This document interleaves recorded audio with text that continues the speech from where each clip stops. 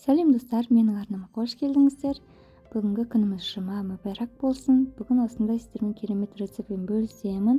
Өте жұмсақ, нәзік шелпектің рецептісін сіздерге ұсынамын. Шелпекке керек құрамын барлығын описанияға жазып қоямын, сол жерден көре аласыздар. Ең алдымен ыдысымызға жылы су, жылы сүт құямыз.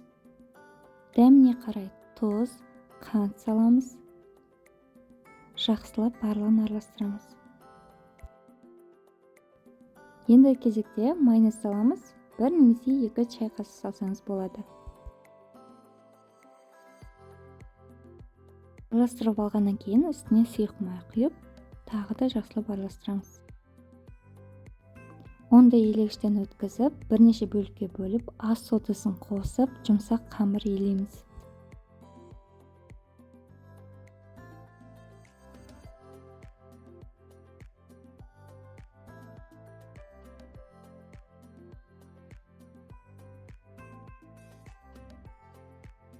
Қамырды дастархан үстіне қойып, 3-4 минут көлемінде тағы да илейміз.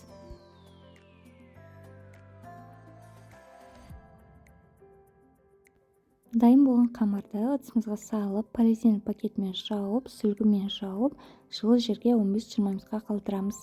15 минут өткеннен кейін қамырымызды алып, теңді 7 бөлікке бөліп, дөңгелетіп аламыз.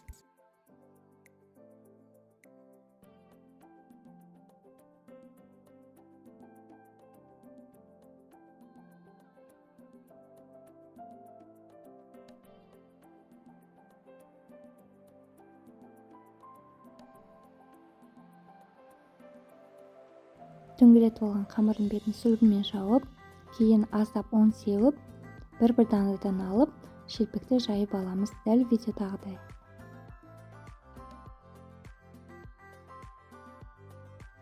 Осы уақытта және табаға май құйып қыздыра беріңіз. Шелпектердің бетін осылай сүлгімен жауып қойыңыздар, әйтпесе кеуіп қалуы мүмкін. Қызып тұрған майға осылай шелпекті салып, 2 жағын сарғайтып пісіріп аламыз. Өте тез піседі, 30 секунд көлемінде піседі, немесе одан да тез пісіп қалуы мүмкін.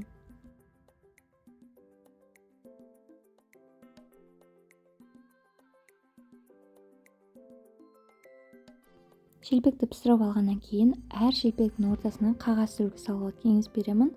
Жаңағы шелпектегі артық майды қағаз сүлгі өзіне сіңіріп алу үшін.